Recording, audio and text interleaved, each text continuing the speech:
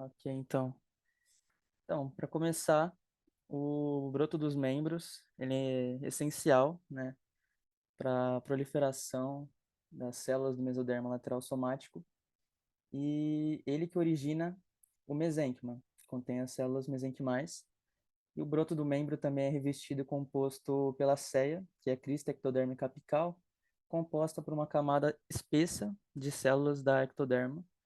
Essas células do mesoderma lateral somático também são responsáveis pela formação dos ossos, vasos, cartilagem e ligamentos.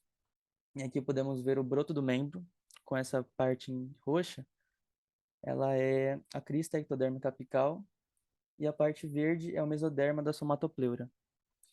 Aqui também pode ver que a ceia é induzida pelo mesênquima subjacente, e essa interação faz com que ocorra o crescimento do broto do membro de uma forma próximo distal. E as células adjacentes à ceia, elas se multiplicam, mas não se diferenciam. Ao contrário das células da ceia, que se diferenciam em vasos sanguíneos e modelos cartilaginosos, promovendo, assim, o desenvolvimento adequado dos membros do feto. E um pouquinho mais também, as células mesenquimais, elas são diferenciadas e podem se desenvolver em diversos tipos de células maduras, como o osso, cartilagem, tecido conjuntivo, sistema linfático e sistema circulatório. Essas células estão presentes no mesênquima, que é um tecido embrionário derivado do mesoderma, classificado como tecido conjuntivo frouxo primitivo. E o mesoderma lateral somático e ectoderma, aqui da ceia, eles são folhetos embrionários formados na fase de gastrulação, início do processo de morfogênese do embrião, e a partir do mesoderma, o mesoderma lateral somático é originado a partir da diferenciação do mesoderma intraembrionário. Essa aqui é a minha parte. Deixa eu só me mutar aqui. Agora eu vou falar um pouco mais sobre a crista ectodérmica apical, que também é conhecido como CEA. Ela é uma estrutura ectodérmica estratificada que é induzida pelo mesênquima subjacente, e ela precisa de uma proteína morfogênica óssea sinalizadora, que é necessária para que ocorra a sua formação.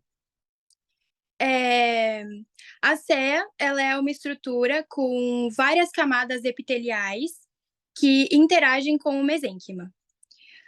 Nela também ocorre a expressão dos fatores de crescimento dos fibroblastos endógenos e os genes T-box, que são essenciais para esse processo de interação. Esse processo de interação conduz o crescimento do broto para fora, onde eles se alongam pela proliferação do mesênquima. Agora eu vou falar um pouco sobre a zona de atividade polarizada. As células mesenquimais, elas se agregam na margem posterior do broto do membro para formar a zona de atividade de polarização, que também é conhecida como ZAP. O FGF, ele é derivado da crista ectodérmica apical e ele se ativa na zona de atividade de polarização, que induz a expressão do gene Sonic Hedgehog, que vai dar a orientação para que aconteça a formação anteroposterior do membro. E essa é a minha parte. Então, vou falar sobre a formação do membro do broto. Esse desenvolvimento vai se iniciar na quarta semana do desenvolvimento, quando aparecem elevações das paredes do ventre lateral do corpo do embrião. Essas elevações ocorrem no fim da quarta semana. Aí temos o mesoderma lateral, dando origem aos vasos, ossos, cartilagens, ligamentos dos brotos e dos membros. O ectoderma, dando origem ao revestimento. Os dermomiotos dos cimitos, dando origem às células miogênicas. A questão neural, originando nos melanócitos. Durante o desenvolvimento do broto, vamos ver a presença das células mesenquimais se agregando na margem posterior do broto do membro, formando o que chamamos de zona de atividade polarizada. Essa zona será ativada por meio de FGF, que são derivados da crista ectodérmica apical, a ZAP. Já na quinta semana, acontece o achatamento desses brotos do membro, fazendo que passem a formar placas das mãos e dos pés, formando uma pá. Isso acontece pelo crescimento da zona polarizada.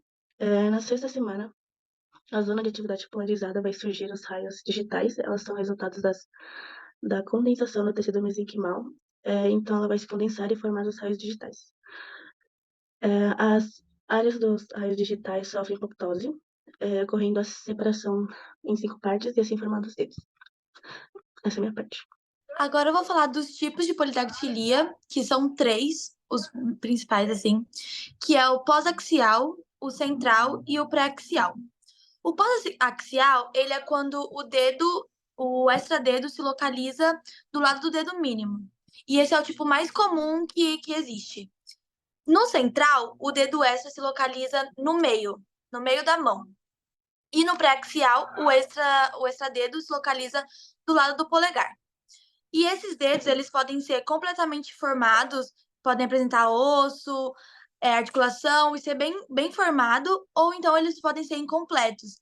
Então, geralmente, eles podem acontecer de ser só metade, ou então possa ser que ele cresça do lado do dedo, então não tendo uma formação completa. E esses são os tipos que existem. Bom, com essas informações, a gente consegue concluir que a polidactilia é uma malformação compatível com a vida. Ela afeta o sistema osteomuscular, mas ela não apresenta riscos sérios à vida do portador. Ela pode trazer problemas de mobilidade, como rigidez, instabilidade articular, angulações e contractura muscular.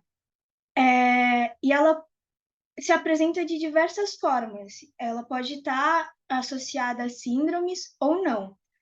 E deve-se avaliar cada caso com suas especificidades, usando com base critérios funcionais e estéticos. E depois dessa avaliação do profissional da saúde responsável pelo caso, o paciente pode ser encaminhado para o tratamento, que no caso são procedimentos cirúrgicos.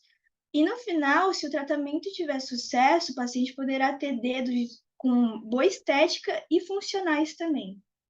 Bom, eu vou falar agora sobre o tratamento da polidactilia.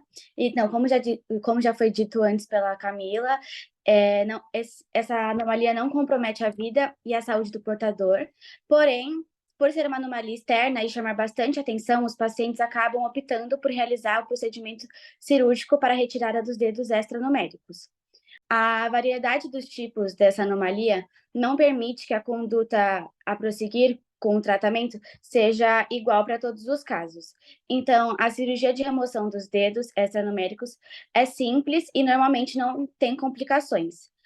Se forem dedos rudimentares, são aqueles que não apresentam ossos, podem ser extraídos logo após o nascimento do bebê, que seria o pós-natal, pelo método de estrangulamento, sendo necessário, eventualmente, apenas a ressecção do broto da pele remanescente. A cirurgia mais delicada é quando o dedo já está formado por completo, que é quando tem osso e é um dedo normal. Deve ser realizada por um especialista em cirurgia ortopédica do membro que tem a anomalia, que seria a mão ou o pé. E geralmente pode ser feito apenas após os 3 anos de idade.